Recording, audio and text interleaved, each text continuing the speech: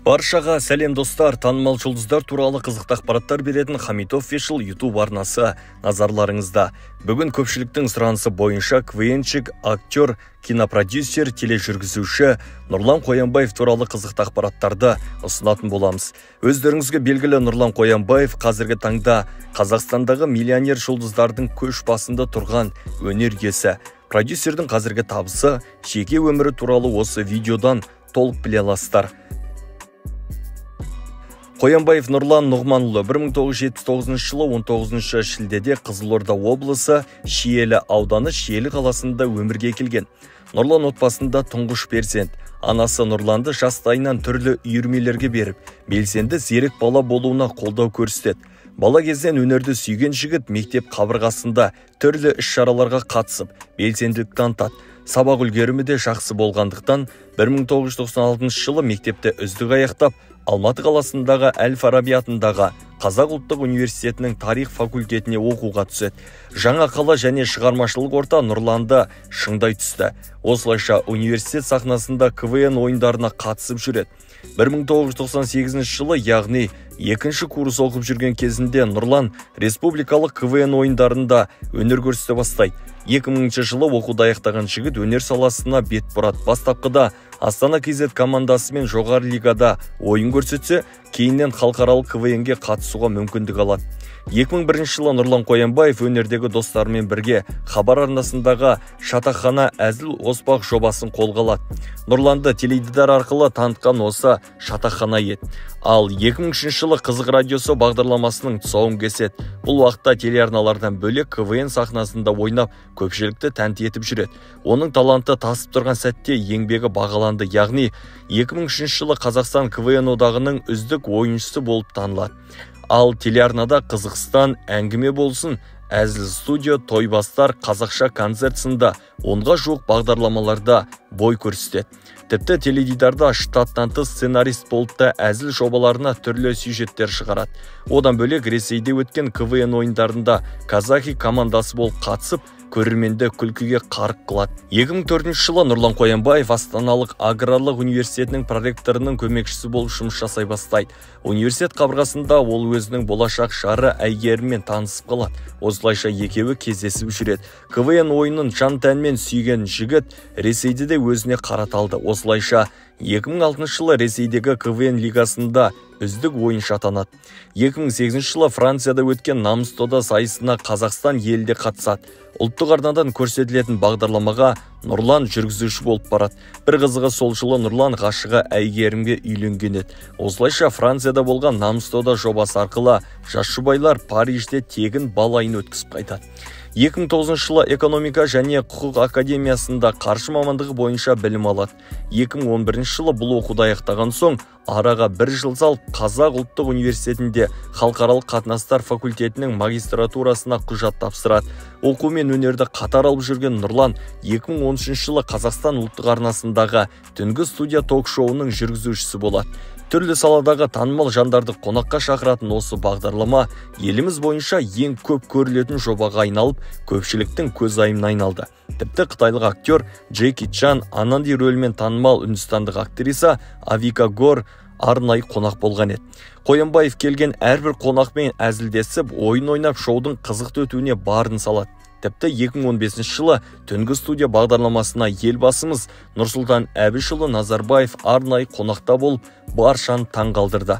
Осылайша аталмыш ток-шоудың рейтингі көтеріліп, үлкен сұранысқа ие болады. 2016 жылы Қоянбаев түнгі студия бағдарламасын жүргізбейтінін хабарлайды. Көп замай киноға бет бұрғанын хабарлап, қазақша бизнес атты комедия жанрындағы алғашқы киносына продюсерлік етеді. Басты рөлде Нұрланның өзі, Гүлнәз Жоланова, Жан Байжанбаев, Рамазан Амантай да бар. Фильм сюжеті актерлардың ойыны көрермендерге ұнады және продюсер ретінде Қоянбаевтың алғашқы туындысы 300 миллион теңге табыс табады. Осылайша қазақша бизнес Америкада атаумен екінші бөлімін түсіру үшін құрама штатқа жол тартады. Бір қызығы, Америкадағы қазақ полициясы ретінде танымал Димаш Ниязовты да отандық фильмде эпизодтық рөл сомдауға шақырған. Жерлесіміз Димаш бұл ұсынысты қуана қабылдап, Қоянбаевқа қолдау көрсеткен екен. Фильм көрермен тарапынан жылы қабылданды және 581 миллион теңге табыс тапты. 2017 жылы Нұрлан Қоянбаев Қазақстандағы Forbes журналының ақпаратына сәйкес шоу-бизнестегі ең ықпалды жандардың қатарында 4-ші орынға жайғасты. Оның бір жылдық табысы $1,5 миллион жеткен. Сол жылы Қоянбаев Қазақстан телерадио корпорациясының бас продюсері қызметіне тағайындалады. Мұндай жауапты лауазымнан соң Нұрлан шығармашылыққа қатты көңіл бөле алмады. Бір орында тұрып қалғысы келмеген өнерлі жігіт бір жыл өте бұл лауазымнан өз еркімен кетеді және КВН мен киноны қатар алып жүріп жаңа жобалар жасай бастайды. Яғни 2017 жылы Астанада өткен халықаралық КВН сайысында Казахи КВН командасы жеңімпаз атанады. Бұл уақытта команда капитаны Нұрлан еді. Көп ұзамай Қоянбаев 2018 жылы Таиландтағы демалыс атты комедиясын жарыққа шығарады. Онымен қоса Үзілмес үміт сериалына продюсерлік етеді және актриса Гүлнәр Жолановамен бірге басты рөлдердің бірін өзі де сомдайды. Алайда көрерменнің көп күткені бұл қазақша бизнестің жалғасы еді. Көп ұзамай Қоянбаев өзінің түсірілім тобымен Африкаға жол алып, қазақша бизнес Африкада комедиясын түсіруге кіріседі. Сол баяғы кейіпкерлер болғанмен жаңа сценарий, ерекше әзілдер, керемет локациялар киноның сәтті шығуына ықпал етті. Түсірілім жұмыстарына 192 миллион теңге қаражат кетсе де, кинопрокаттан 772 миллион теңге табыс табады. Бұл жоба жалғасын тауып бір жылдан соң, яғни 2019 жылы қазақша бизнес Кореяда фильмін түсіруге дайындық басталады. Бұл жолы Кореяға жол тартқан Қоянбаев сол баяғыша ескі сценарий бойынша түсірілім жасайды. Бұл уақытта көрермендер негативті пікірлер жаза бастады. Яғни неге Қоянбаев өз ойнай береді? Еркош тағы да жоғалып кете ме? Тым қызық емес қой, шамалы, сюжетті өзгертсеңдер деп жиі айтылып жатады. Алайда қазақша бизнес Кореяда комедиясы сәтті жоба болып, 1 миллиард теңгеден астам қаражат жинайды. Бір қызығы Марвел түсірген Кек алушылар киносының табысынан да асып түсіп, Қазақстан бойынша жаңа рекорд орнатады. Бұл рекорд ел ішінде үлкен жаңалық болды. Тіпті Қазақстандағы Forbes журналы Қоянбаевтың суретін журналдың бірінші бетіне қойып, арнайы мақала шығарады. Негізінде бұл киноға продюсер 150 миллион теңге қаражат жұмсаған. Сәтті бизнесмен миллионер продюсерге айналған Қоянбаев кино саласына жалғастыра отырып, 2020 жылы My Love Айсұлу комедиясын түсіреді. Бұл жолы басты рөлді өзі және актриса Әсел Сағатовамен бірге ойнайды. Түсірілім жұмыстары Американың Лос-Анджелес қаласында өтеді. Бір қызығы осы киноға қытайлық актер Кэри Хироюки Тагава тегін түсіп берген екен. 2021 жылы пандемиядан кейін көрермендер кинотеатрға ағыла бастады. Сол уақытта My Love Айсұлу комедиясы сәтті шығып 3 миллиард теңге табыс табады. Бұл алдыңғы көрсеткіштен де асып түседі. 20 жылдың соңында Қызылордадағы Киноплекс кинотеатрында Нұрланға арнап арнайы зал ашылады. Ашылу салтанатында Нұрланның қолтаңбасы қойылған арнайы тақтайшада орнатылған. Ал 2021 жылы Сәлем Social түсірген Сәлем мен Нұрлан Қоянбаев веб-сериалында Нұрлан екі адам образын бір өзі сомдап шығады. Сюжет бойынша ауылда Қоянбаевқа ұқсас тағы бір жігіт болып, екеуі уақытша орын алмасады. Қоянбаев өзінің ұжымымен кино саласын жалғастыра отырып, қазақша бизнес Түркияда комедиясын түсіруге келіседі. Түсірілім барысында Нұрлан Түркияның танымал актері Кадыр Догулу және оның жұбайы актриса Неслихан Атагүлмен жақын араласып достасады. Тіпті Кадыр Догулу қонақ жайлық танытып, Нұрланды өзінің үйіне жақын виллаға жайғастырып, ақшасын өзі төлеген екен. Бұл жақсылықты ұмытпаған продюсер Кадыр мен Неслиханды үйіне қонаққа шақырып, қазақтың ұлттық тағамы бешбармақтан дәм татқызады. Олардың бірге түскен фотоларын көргендер Нұрлан Түркиядан үй алыпты деп болжам жасайды. Қазақша бизнес Түркияда комедиясы да сәтті шықты және 1 миллиард теңгеден жоғары табыс табады. Бір қызығы Нұрлан Қоянбаев Түркияда 9 ай жүріп 3 кино түсіреді. Яғни қазақша бизнес Түркияда фильмнен бөлек спин-офф ретінде I Go to School комедиясында түсіреді. Және актер Кадыр Догулумен бірге Метат деп аталатын түркше киноға да продюсерлік етеді.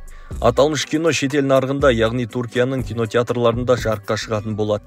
Қазақша бизнес Түркияда және I Go to School комедияларында да Қоянбаев үшін сәтті жоба әрі жақсы табыс көзі болды. Түріктердің атмосферасы болғанмен қазақша әзілдер фильмнің сапасын жоғары көтерді десек қателеспейміз. Айтпақшы, Айгутускул комедиясында Ананди образымен танымал үндістандық актриса Авика Горда түскен. Бір қызығы, Авика осы киноға түсу үшін 5 рет ұшаққа мінген екен. Яғни Үндістанның Түркияның астанасы Анкараға, ол жерден Стамбулға, кейін Аланияға дейін барған. 2022 жылы Нұрлан Қоянбаевтың продюсерлігімен қазақша бизнес Үндістанда комедиясы кинопрокатқа шығады. Ал жеке өмірінде 3-ші перзенті өмірге келеді. Сол жылы Қоянбаев Қазақстан Республикасы президенті телерадио кешенінің креативті директоры қызметіне тағайындалады. Нұрлан КВНнен де алыстаған емес, кейде сағынып сахнаға оралып тұрады. Мысалы, 2022 жылы бас лиганың финалында қонақ жұлдыз ретінде өнер көрсетті. Онымен қоса республика партияның мүшесі болады.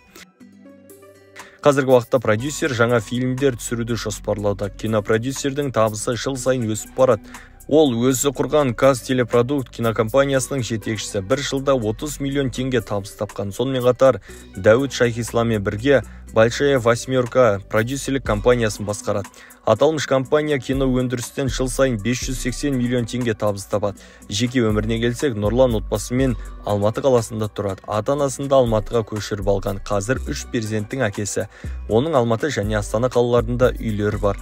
Алайда ол жеке өмірі қатты жария етпейді. Қоянбаев өте патриот жігіт. Жастарды патриоттыққа, отансүйгіштікке баулу мақсатында әлеуметтік желіде көптеген креативті жұмыстар жасады.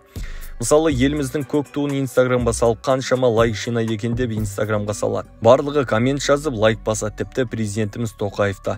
Одан бөлек Астанада өткен футбол матчында стадионға еліміздің туымен келген жанкүйерлердің әрқайсысына 5000 теңгеден беріп шығады.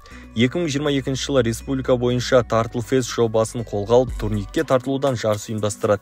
Және бір жағымды тұсы, өзі туған Шиелі ауданын әлеуметтік желіге жиі салып жарнамалап тұрады. Тіпті шетелдің қалаларында Инстаграмға салып Шиел деп жазып қояды. Оның ұзақ жылдық еңбектері ақталды. Яғни 2021 жылы президентіміз Қасым-Жомарт Тоқаевтың өзі Нұрлан Қоянбаевқа шапағат медалін тағады. Талантты актер, КВНші, кинопродюсер, сценарист Нұрлан Қоянбаев қазір 44 жаста. Ол қазақ кино индустриясына жаңа леп алып келген азамат. Қоянбаев сияқты ешкім қазақ елінде кинодан миллиард теңге табыс таппаған еді.